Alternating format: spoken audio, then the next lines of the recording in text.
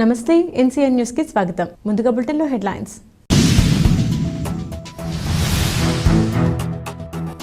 పోలవరం ఎడమ కాలువ భూసేకరణ కార్యాలయాన్ని సందర్శించిన మంత్రి కందుల దుర్గేష్.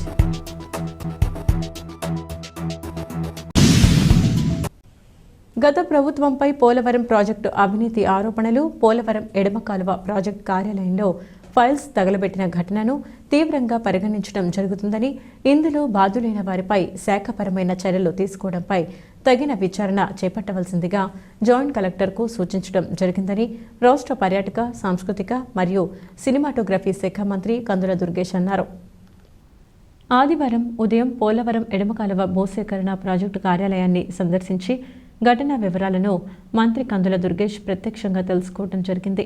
ఈ సందర్భంగా మంత్రి కందుల దుర్గేష్ మాట్లాడుతూ, రాష్ట్ర ప్రభుత్వం పారదర్శకంగా, జవాబుదారీతనం ఉండేలా ప్రజలకు పరిపాలన అందించాలనే సంకల్పంతో ఉందన్నారు.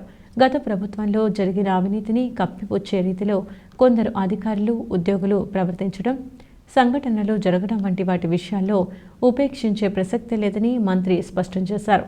ఈ సందర్భంలో Rajahmundry incharge RDO KL Sivajyothi, deputy collector K Vedavalli, DSP Bhavyakishore, Rajahmundry rural తహసీల్దార్ జె లక్ష్మీ రమ్య, ఇతర సిబ్బంది పాల్గొన్నారు. ఈరోజు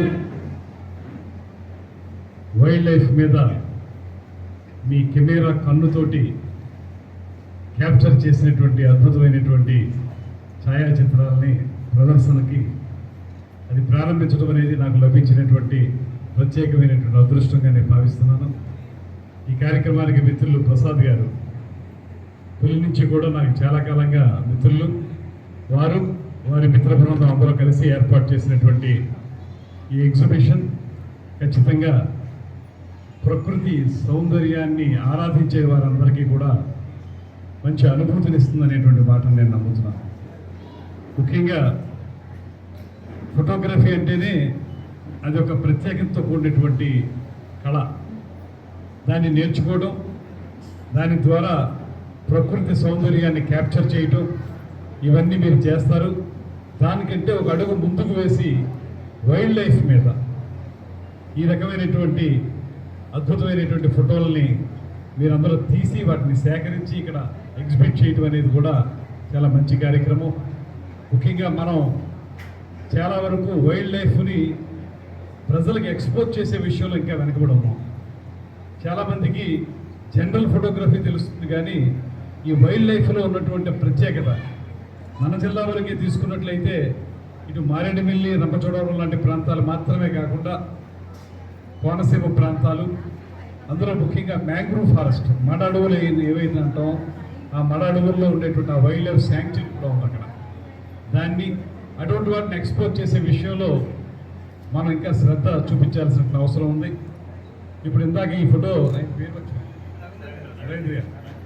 డాక్టర్ రవీంద్ర గారు ఒక అద్భుతమైనటువంటి ఫోటోగ్రాఫర్ డ్రోన్ కెమెరాతో తీసినటువంటి ఆ ఫోటోగ్రఫీని చూస్తే మనకి మన పరిసరాల్లో మనం ఉన్న చోట ఇంత అందమైనటువంటి ప్రకృతి ఉందా అనేటువంటి ఆలోచన మనకు కలుగుతూ ఉంది.